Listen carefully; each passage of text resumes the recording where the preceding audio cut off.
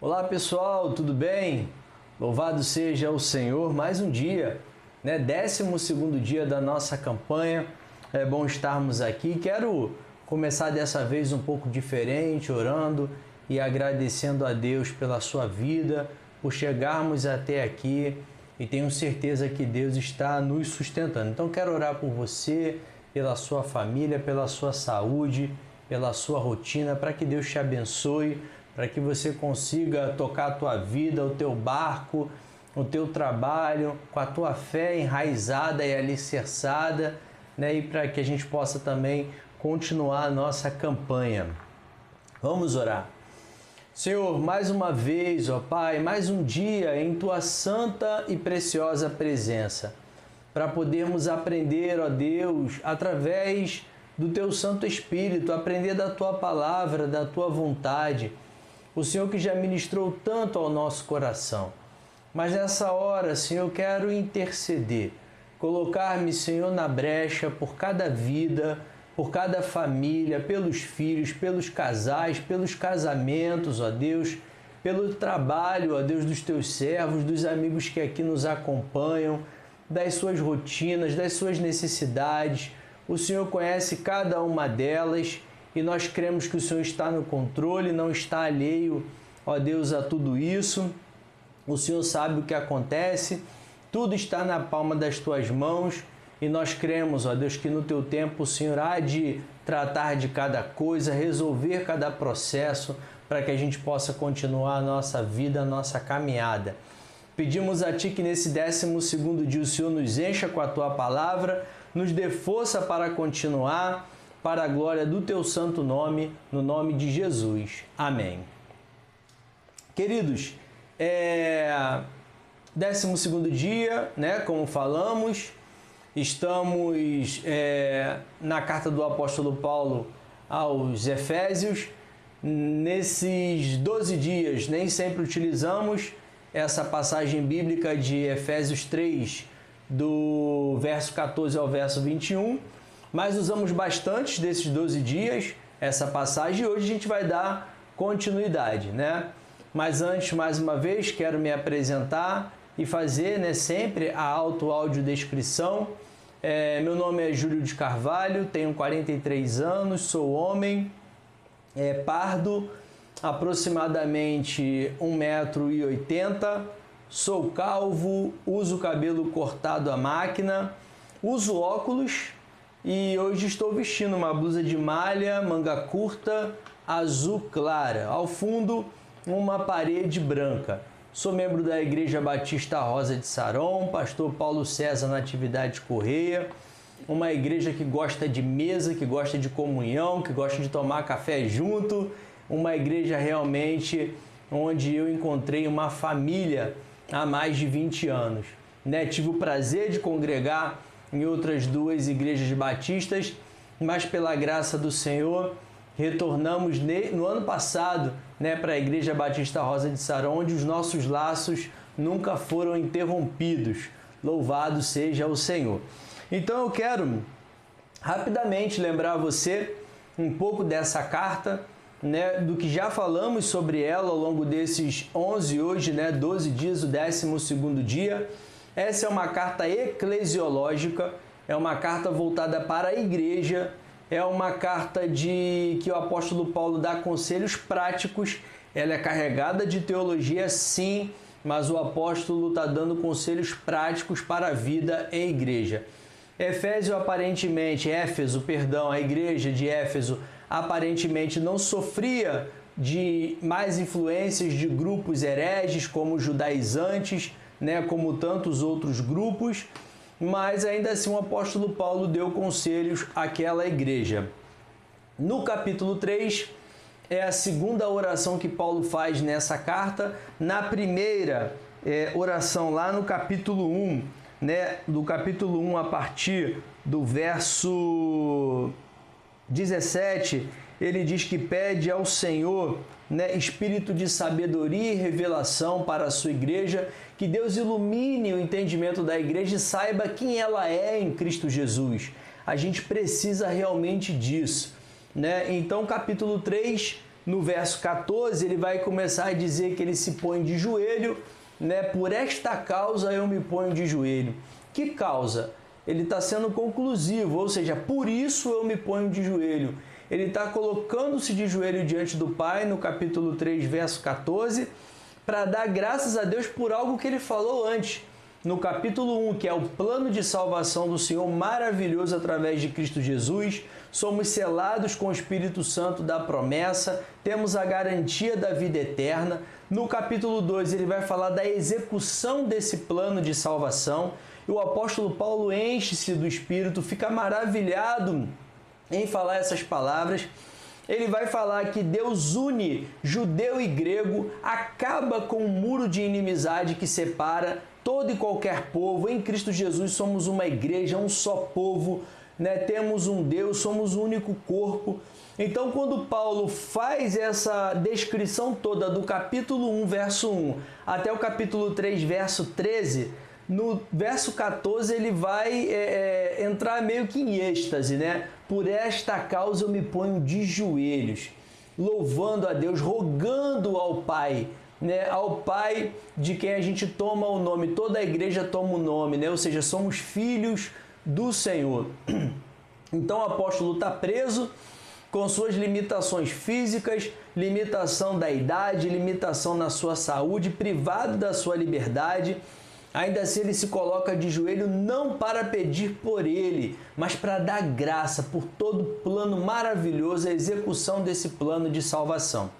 Então a gente entrou, nesta semana retornamos a este capítulo.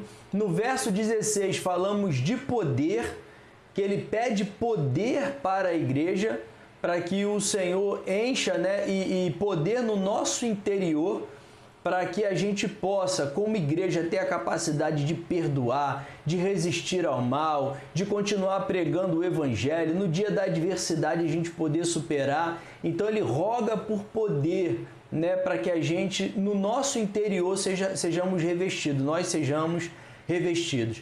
Ontem, na primeira parte do verso 17, ele pede, o segundo pedido dentro dessa oração é que Cristo habite em nós. A gente viu que esse habitar tem dois sentidos. Paroikel, que é um sentido transitório, né? É um sentido temporário, e katoikel, que é de forma permanente. E é isso que o apóstolo Paulo falou e está falando na carta, que pedindo a Deus que Jesus habite em nosso coração na forma katoikel. E agora, na continuação do verso 17 ainda, ele vai falar: habite no coração de vocês, como lemos ontem, estando vocês enraizados e alicerçados em amor. Então Paulo pede poder, ele pede para que Cristo habite no nosso coração, e ele pede a Deus que nós estejamos enraizados e alicerçados em amor uns com os outros. Esse é o tema da nossa devocional de hoje, enraizados e alicerçados.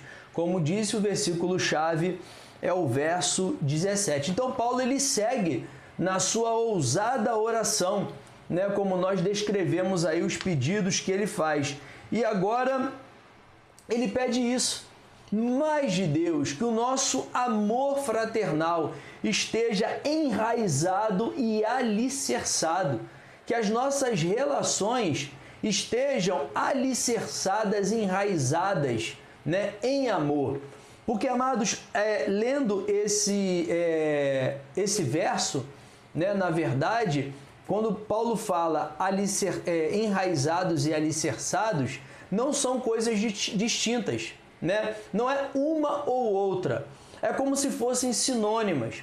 O que ele está querendo dizer é o seguinte, que o nosso amor fraternal, ele tem que ter a força de uma raiz, a firmeza de uma raiz, a sustentabilidade, a segurança de uma raiz forte, bem como um alicerce também forte. Então ele usa duas figuras, uma da botânica e uma da construção civil, para dizer que as nossas relações, o nosso amor fraternal precisa ter essa segurança, essa estabilidade, essa força, né? E isso a gente só encontra em Cristo Jesus. Então Paulo, ele está falando de fato da nossa relação fraternal. E esse terceiro pedido, ele não está desconectado dos outros dois.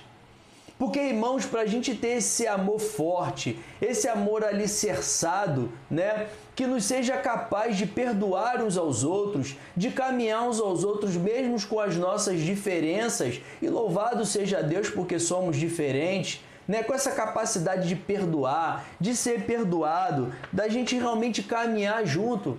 Né? Esse amor fraternal, esse alicerce e esse enraizamento só é possível com muito poder. Só é possível com Cristo habitando em nosso coração dessa forma catoiquel, de forma permanente. Então os outros dois pedidos, eles não estão desconectados desse.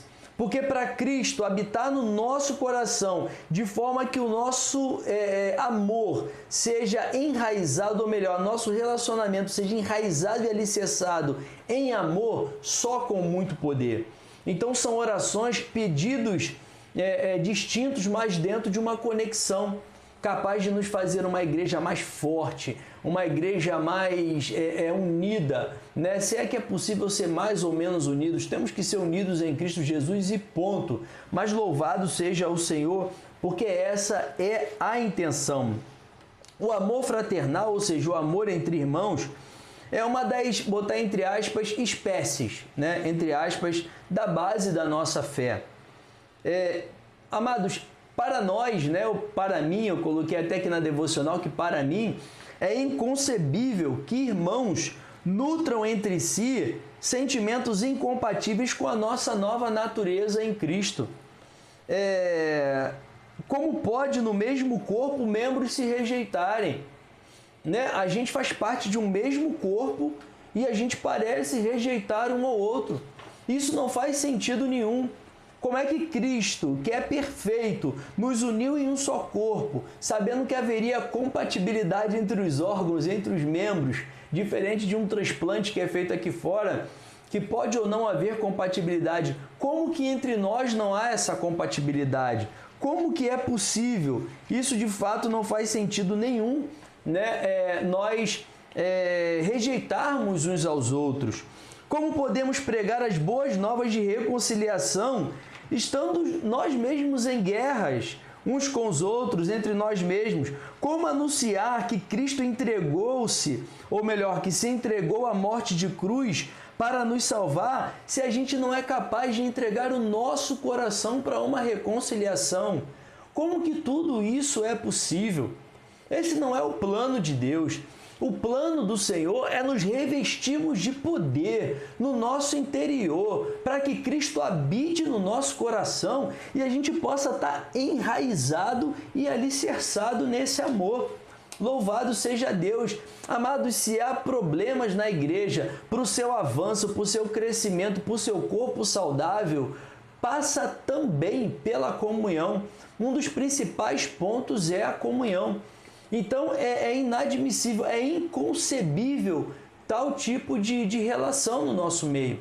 É bem verdade que há gênios, né, tão opostos, tão distintos, que às vezes é difícil da gente ter um relacionamento mais próximo, né? Mas é extremamente possível, é poder de Deus. A gente não pode limitar a nossa racionalidade humana, achar que Deus não é poderoso para estabelecer boas relações, ainda que não haja uma proximidade em determinados grupos de pessoas ou determinadas pessoas.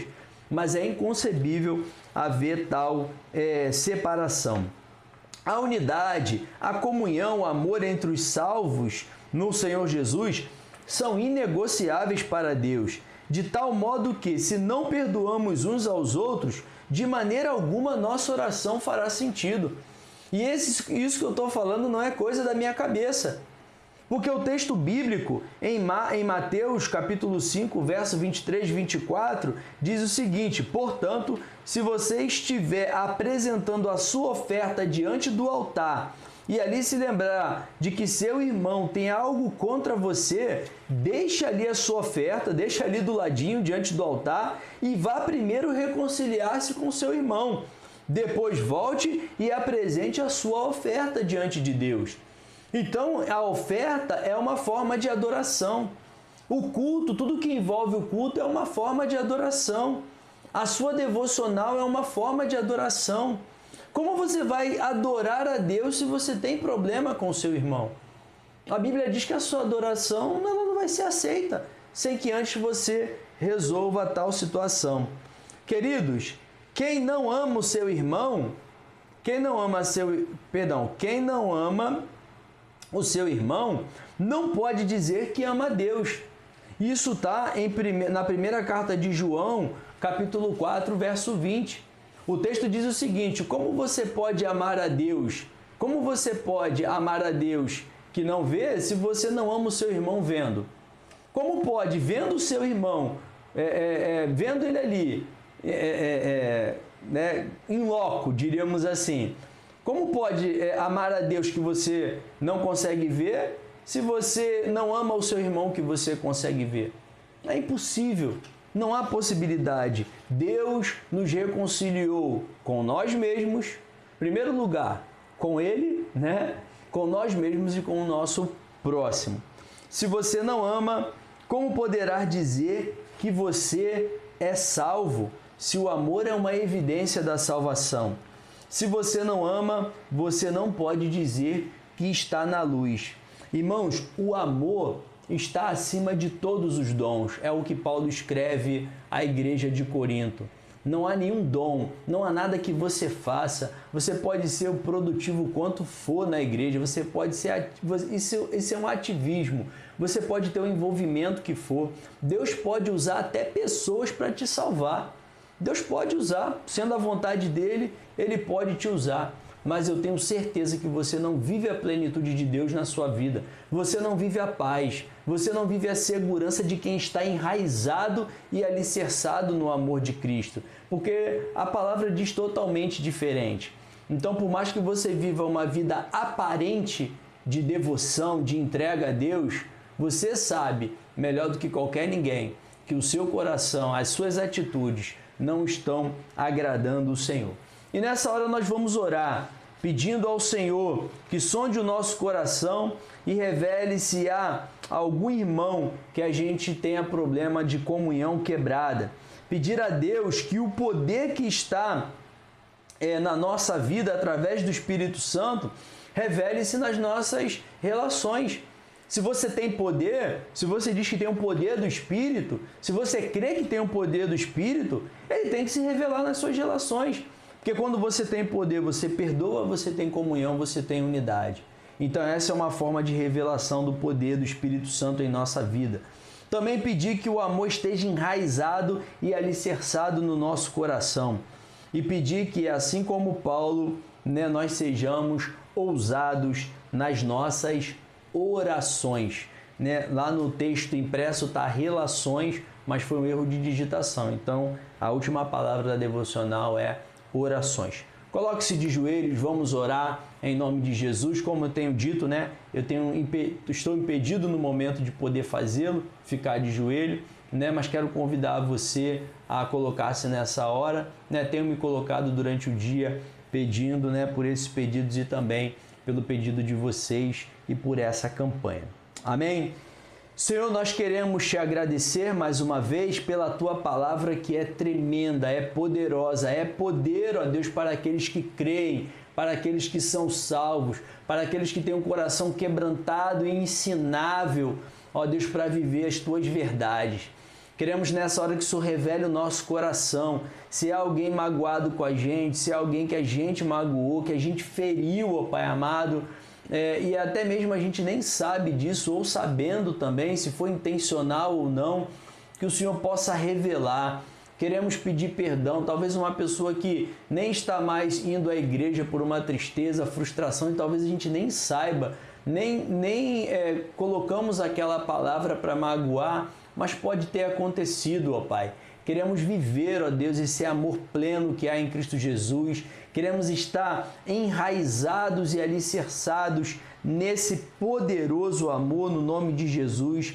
Queremos pedir que o Espírito Santo do Senhor manifeste-se em nossas relações ó Deus, o poder do Espírito Santo seja manifestado em nossas relações através do perdão, ó Pai, através da comunhão, Senhor, em nome de Jesus, através da unidade. Queremos pedir ao Senhor e também pedir-te, ó Deus, que pela tua graça e misericórdia o Senhor nos conduza, ó Deus, a uma mente e um coração ousados, de acordo com a tua palavra, no temor de estarmos na presença do Senhor, mas crendo que o Senhor existe e que é recompensador para aqueles que te buscam. Assim diz a tua santa e preciosa palavra. Queremos a orientação do Espírito para pedir de acordo com a tua vontade, para que o nosso ser seja convencido da tua vontade e para que a gente possa também experimentar as maravilhas que estão de acordo com a tua vontade. Ó Deus, liberta-nos, ó Deus, de tudo que impede a gente ver mais da tua glória, mais do teu poder, mais da tua unção, mais dos relacionamentos, ó Deus, santos que temos em Cristo Jesus. Queremos mais dessa campanha, renova a nossa força. Faltam 28 dias, Senhor, 4 semanas ainda, glória a Deus, para a gente poder batalhar, e ajuda-nos, Senhor, a não desanimar no nome de Jesus. O Senhor é a nossa força, Senhor, a tua alegria nos fortalece, a alegria da tua salvação, e é isso que nós te pedimos no nome de Jesus. Amém, Senhor. Glórias a Deus. Amados, Deus abençoe você, sua família, enraizado e alicerçado em amor, num amor que vem de Cristo, que habita no nosso coração, catoikel, e num amor que vem através do fortalecimento do poder no nosso interior.